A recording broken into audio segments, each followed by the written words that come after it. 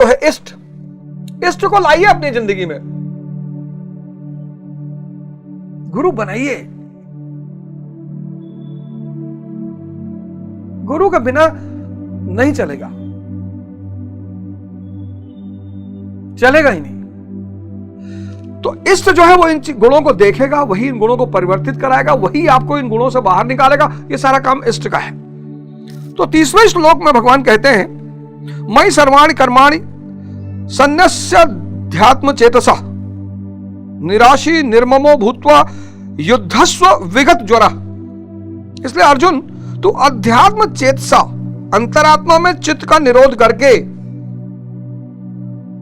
चित्त तो कितना प्यारा शब्द पकड़ा उन्होंने, अंतरात्मा में चित्त का निरोध करके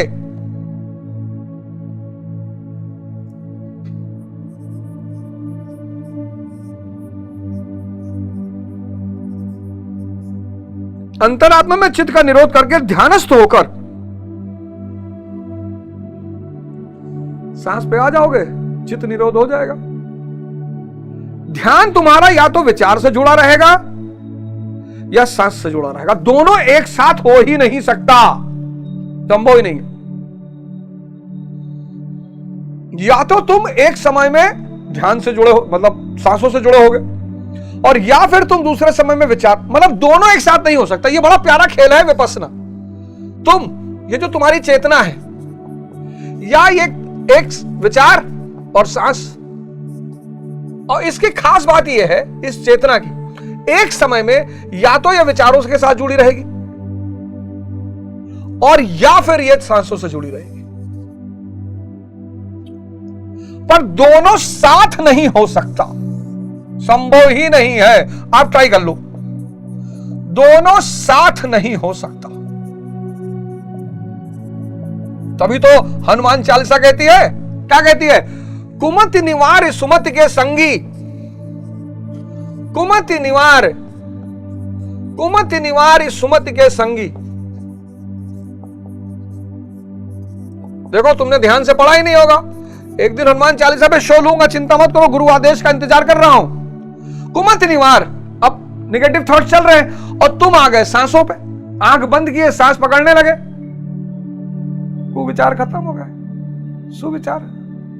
कुविचार खत्म हो गए। तो ओवर थिंकिंग रोकने का सबसे प्यारा तरीका है सांसों की साधना। सांसों की माला से सुमिरू में पी का नाम। राम दूत अतुलित बलधामा। ये जो सांसें हैं, ये राम की क्या है? दूत है, चेतना। राम यानी चेतना, इसकी दूत है और इनके पास अतुलित बल है, अतुलित बलधामा।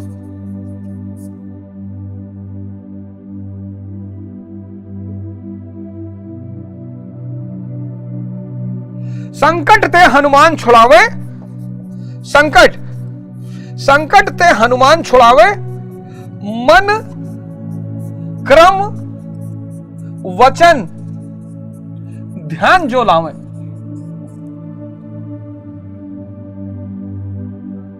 नासै रोग हरै सब पीरा,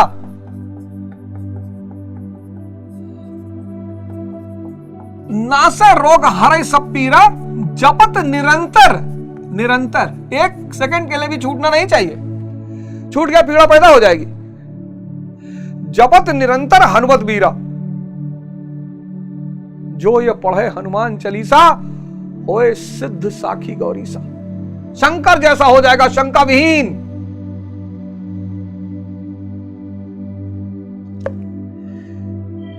संपूर्ण कर्मों को मुझ में अर्पण करके आशा रहित, ममता रहित और संताप रहित, लो, आशा रहित,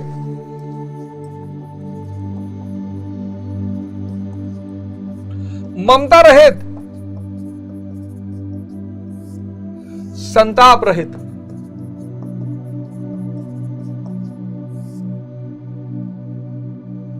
सब कुछ छोड़कर इन सांसों में समाधिस्थ हो जाओ।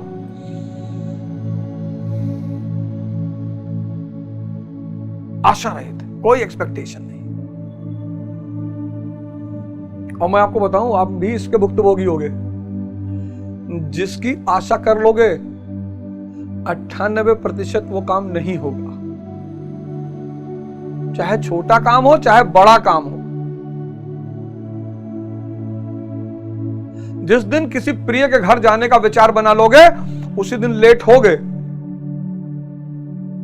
आशा रहित, ममता रहित, तुम किसी की चिंता मत करो, उसके अंदर भी तो भगवान है। संताप रहित, दुख नहीं होना है, ना आशा करनी, ना ममता करना, ना संताप करना, कुछ नहीं करना है। जब चित्त ध्यान में स्थित है, लेश मात्र भी आशा नहीं है, कर्म में ममत्व तो नहीं है, असफलता का संताप नहीं है, तो वह पुरुष कौन सा युद्ध करेगा? फंस गया मामला। आशा, ममता, संताप, इनके बिना कर्म होगा ही नहीं। भाई आपका कर्म के प्रति लगाव तब कब पैदा होगा? जब आशा है कि आज दिन भर काम करेंगे, शाम को 1 लाख रुपया मिलेगा।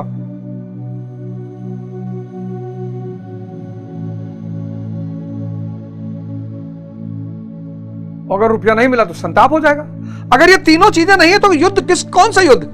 जब सब ओर से चित्त सिमट कर हृदय देश में निरुद्ध होता जा रहा है तो वह लड़ेगा किस लिए, किससे, और वहां है कौन? लड़ाई किससे चलेगी? वास्तव में जब आप ध्यान में प्रवेश करेंगे तभी युद्ध का सही स्वरूप खड़ा होता है। काम, क्रोध, राग, द्वेष, आशा, तृष्णा इत्यादि विकारों का समूह विजातीय प्रवृत्तियों को कुरु कहलाती हैं। संसार में प्रवृत्ति देती ही रहती हैं। काम, क्रोध, राग, द्वेष, आशा, तृष्णा, काम, क्रोध, राग, द्वेष, आशा, तृष्णा, यही है जो व्यक्ति को संसार में ले जाती है। ये संसार में प्रवेश के द्वार हैं।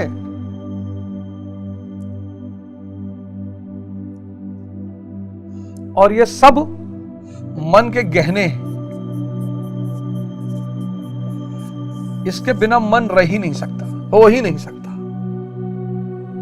तो जब आप ध्यान शुरू करोगे ना, बस ये संसार की तरफ खींचेगी, आप अंदर की तरफ जाना चाह रहे हो, बस यही युद्ध है।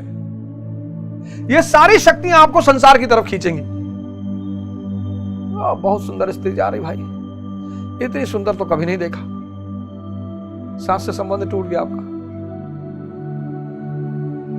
जैसे ही आपका सांस से संबंध छूटेगा आप संसार में प्रवेश कर जाओगे। और सांस पे संबंध है, आप संसार से अलग हो। ट्राई करो ना ये सब। राम के दूत को पकड़ो भाई, किसी दिन बंद हो जाएगी, बस जीवन व्यर्थ हो जाएगा। बंद तो किसी दिन राम निकलेगा तो दूध भी निकल जाएगा। किसी दिन चेतना निकलेगी तो उसका दूध भी साथ साथ चला जाएगा, सांस बंद हो जाएगी।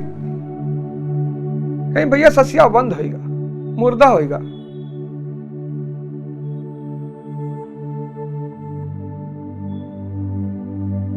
जैसे ही तुम अपनी ध्यान को सांसों पे लगाओगे ये सब एक्टिव हो जाएंगे और बहुत तेजी से एक्टिव हो जाएंगे। आगे लिखा है भगवान ने, इत्यादि विकारों का समूह विजातीय प्रवृत्तियां जो कुरु कहलाती हैं, यही कुरु कहलाती। कौरव संसार में प्रवृत्ति देती ही रहती, बाधा के रूप में भयंकर आक्रमण करती है।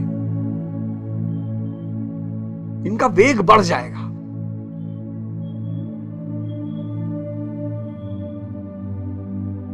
इसलिए ध्यानी को प्रारंभिक चरण में गुरु की ममता पर प्रेम चाहिए, नहीं तो बह जाएगा, वो भाग जाएगा छोड़ छाड़ के।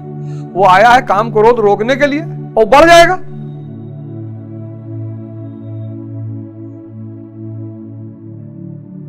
वो बढ़ा, वो भाग जाएगा। अब छोड़ो यार, पहले ही ठीक थे, कम से कम शांत तो थे।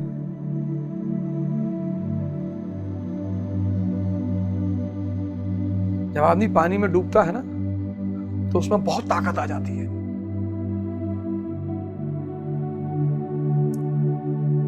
कोई भी जब मरता है उसमें बहुत ताकत आ जाती है, नियम है ये। और मन की जब मौत की शुरुआत होती है तो उसमें बहुत ताकत आ जाती है। वो अपने इन चेलों को छोड़ देता कि जाओ बे। अरे बाप रे बाप, कहां जा रहा है, मार डालेगा हमको ही तो। बस इनका पार पाना ही शुद्ध है। इनको मिटाते हुए अंतरात्मा में सिमटते जाना, ध्यानस्थ होते जाना ही यथार्थ युद्ध है। जैसे जैसे सांस की गहराइयों में बसते जाओगे, जैसे जैसे सांस पर पकड़ मजबूत होती जाएगी, वैसे वैसे तुम देखोगे कि तुम अंदर से शांत होते जा रहे हो, विचार शून्य होते जा रहे हो। इष्ट चिंतन, गुरु के प्रति जो धन्यवाद का भाव है वो बढ़ता जा रहा है। ध्यान बढ़ेगा, दो घटनाएं बढ़ेंगी। पहला, विचार शून्यता बढ़ेगी, एक अजीब सा आनंद बढ़ेगा, और दूसरा, गुरु के प्रति धन्यवाद का भाव कि बचा लिए मालिक,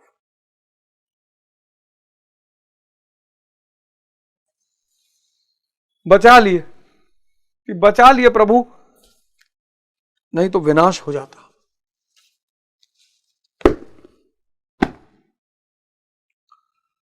आज के लिए बस इतना ही। अगले एपिसोड में आपसे फिर मुलाकात होगी। जय हिंद, जय भारत।